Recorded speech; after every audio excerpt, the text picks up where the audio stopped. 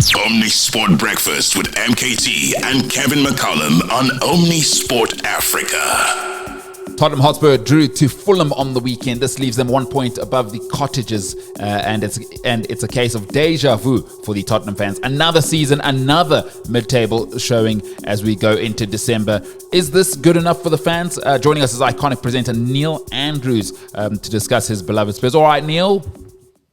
Good morning, boys. How are you? Yeah, very well. Let's get straight into it. Listen, what were your expectations when Big Ange came in at the beginning of the season? Better football visually.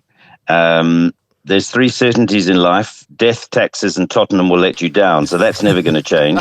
But when we lose, we want to lose with Spurs football, and we hadn't seen that. We hadn't seen that for many managers. So Big Ange has brought that back. So you're happy with the Big Ange?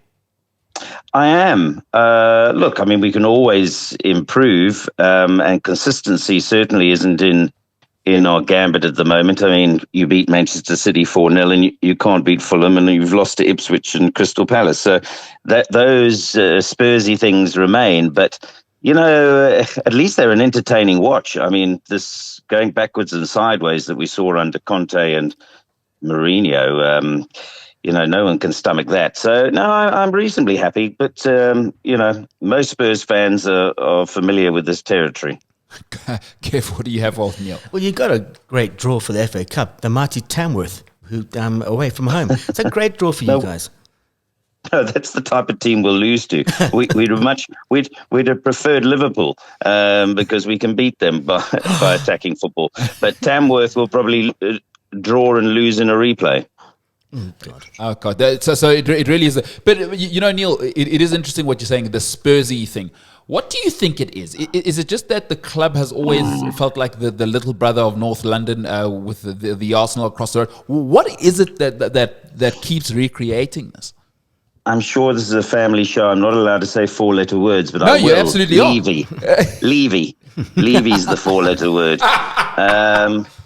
You thought I was going down another avenue. I did. I don't know. I don't know whether I can point total fingers for him, but I do get a gut feeling that the club, the culture of the club, is not in a great space in the Levy years. You know, we could spend hours analysing that, but I'd like to see a change at the top. Look, there are some credit to him. I mean, the Spurs Stadium is just remarkable. So in that sense, there's been a huge step forward. But it's in terms of the players that have been recruited in. I mean, if you think about it, at one stage we had Bale, Modric playing for us, and you know they all moved on. You know, where was that money spent? Not wisely, I feel. Yeah, you bought 8 players to try and replace Gareth Bale, and often that tells you what you're doing, right? If you think eight things are going to replace one great, you often bargain hunting, and that ain't going to work, is it? That's not how football works. No, it's not going to work. But I suppose you could say that about modern football. You know, we've seen some real dud buys. I mean, Anthony at Manchester United, what were they thinking? I mean, there's so many others, you know, that you can look and say, you know, who on earth valued that guy? So, you know, the list of current Premier League players is endless, you know. It really is. I see this morning everybody going on about, you know, 100 million for Jack Grealish, and he hasn't scored. I think he's had 1 assist this season. So, yeah, although I think Grealish brings other things to Manchester City. But coming back to the Spurs thing, yeah, I think there's a culture there. And I've got being a Spurs fan, you know, and connections with the club, I've had stories that I won't repeat coming out of the club that tell me there's a culture issue there. You know, in fact, funnily enough, you would have seen Hugo Lloris recently came out and told that whole story about the watch. Yeah. You know, before the Champions League final that they got saying, congratulations, you're a Champions League finalist. Now, why wouldn't you, if you're in the business of winning, why wouldn't you wait till the end of the game and say, here's your watch saying I won the Champions League, not I'm a finalist. So that I thought was a subtle thing. I must quickly say that from Hugo Lloris's point of view, I thought it was a bit rich in pointing fingers because the last season he threw about 8 in the back of the net. So, So take it from whence it comes. But I was reading between the lines. Yeah. I mean, you say you're a Spurs fan. Obviously, Spurs fans have been, it's a difficult thing to be at the moment. But you told me once a story about when you went to Tim Sherwood and said, listen, you and I are the only Spurs fans here. And what was his reply to you? He said, "No, mate, you're on your own. I support Arsenal." Which I was shocked about. And he told me no, it was because his dad took him to the Highbury terraces. Yeah. Well, that's Tim for you, great guy. But I'll tell you another story about Tim. The night Mourinho was arrived, I WhatsApp him. I said to him, "I'm hearing these stories. Mourinho's coming to Spurs. It's impossible."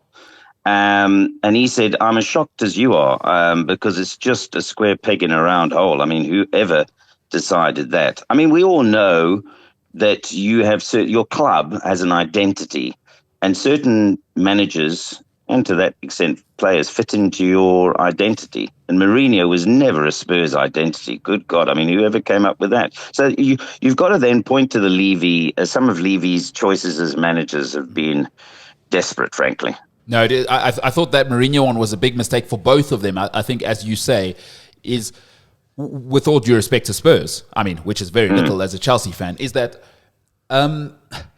you can't have a 9 dating a 6. Mourinho wants to work with Zlatan Ibrahimovic. And I mean, okay, fine, you had Harry Kane, but Mourinho expects you to be ready. He doesn't want to do the building thing anymore. He already did that at Porto, and we've seen every move he's done. He doesn't want to be there. So, Neil, I think you're making a really, really good point about Daniel Levy, who is such a divisive figure in terms of Spurs. Because one of the other things that happened last season, we kind of watched this Harry Kane conversation unfold, and eventually he was sold to Bayern Munich. I mean, what were your thoughts at the time then, and what are your thoughts now without Harry Kane? Big mistake, or you happy that Harry's gone?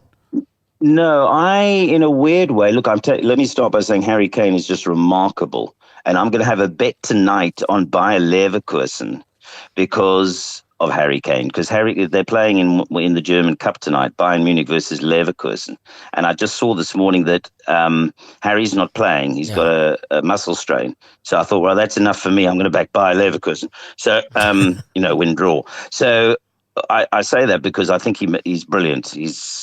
But Spurs were a one-trick pony with Harry.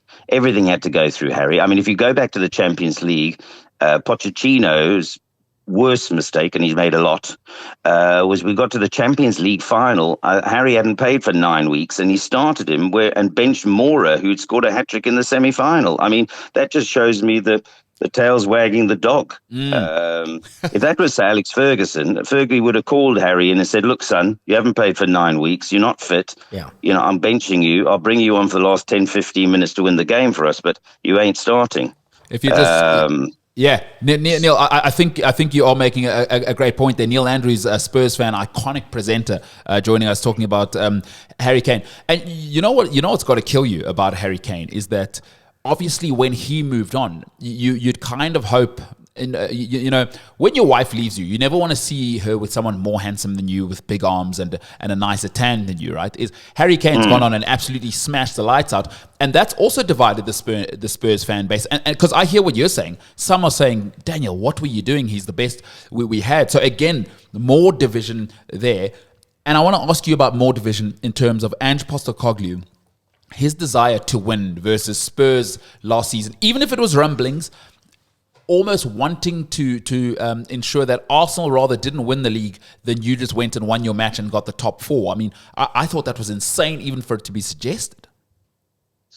Yeah, I don't know. Wasn't that a bit of a storm in a teacup? I mean, I never really got on top of that story. I didn't quite understand it. I don't know whether there was evidence, but I'm very much in my lane. I mean, I don't care if Arsenal. I mean, well, I do care as long as Manchester United win nothing.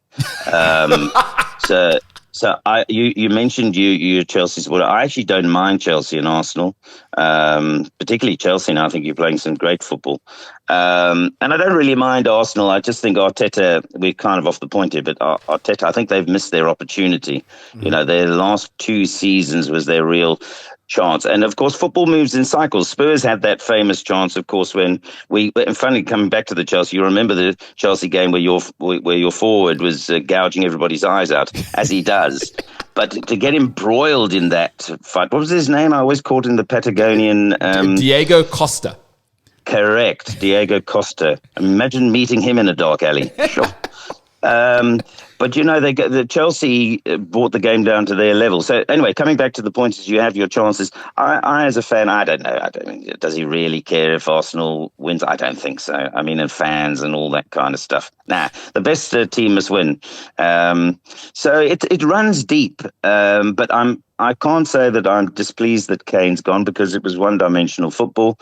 But you are right, because coming back to your husband and wife separation, I mean, if your wife's gone and joined up with Solanke in place of Kane, then yeah, you're not too upset. I hear you there, Neil. I think you've said something really interesting there, because I agree. I was talking to an Arsenal fan. I also think they've missed their window. Everybody thinks this carries on forever. I think they had their window to win. And I think their winning cycle is over, because Chelsea now are going to come into their groove. And if you think Man City are going away, you'd better think again. I think you're right about Chelsea. And it is,